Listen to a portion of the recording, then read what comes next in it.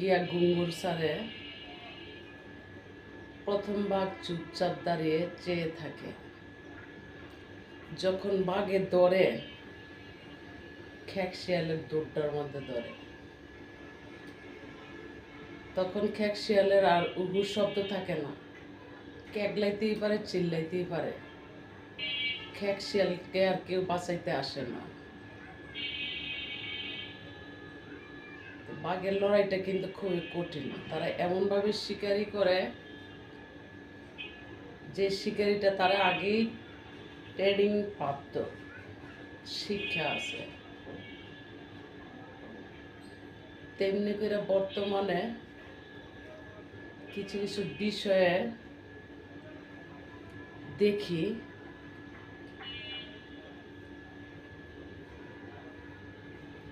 মানব জীবনেও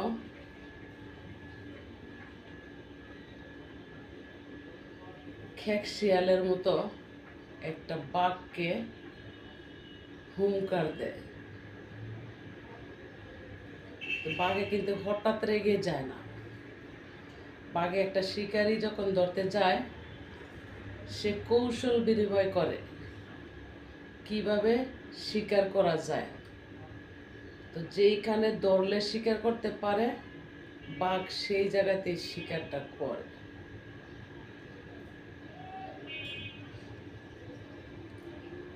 তো কিছু কিছু বা খেক শিয়ালের জানা নাই যে বাঘের শিকারিটা মিস্টেক হয় না। তবে জেনে শুনে যদি বাঘকে হুঙ্কার দেয় তাহলে গ্রহণযোগ্য হয়, খেক শিয়াল বাঁচতে পারে। খেক শিয়ালের যখন দূরের মধ্যে ধরে, তার চিল্লা পাল্লা ছাড়া কিছুই থাকে না। তবে শিয়ালের বুদ্ধিটা সত্যি, শিয়ালের সেইলা বুদ্ধি। তারা গর্ত থেকে সারাক্ষণ ওই বুদ্ধিমত্তাই করে কিভাবে বাঘকে আক্রমণ করা যায়।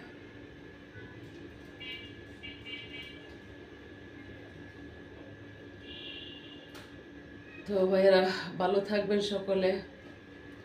দোয়া করি সকলের জন্য, আমার জন্য দোয়া করবেন।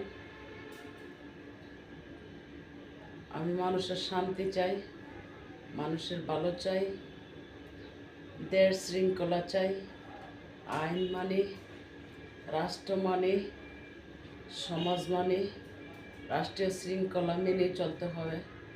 এটাই বাস্তবতা। সেই সুযোগটা দিয়েন। আমি কারো ক্ষতি করার নারী না। আর বাঁচবই বা কয়দিন? এই দেহটার কোনো আশা ভরসা নাই। 2 দিনের বাহাদুরি করে কথাবার্তা বলতে চাই না, বলিও নাই। মাঝে মধ্যে কথাবার্তা বলি দেশের হাল অবস্থা পরিস্থিতি দেখা, যে কীভাবে নিয়ন্ত্রণ করা যায়। যাদের বিনিময় হচ্ছে তারা নিয়ে শান্ত হয়, তারা নিয়ে ভালো কিছু করে, সেই আশায়। ভালো থাকবেন সকলে।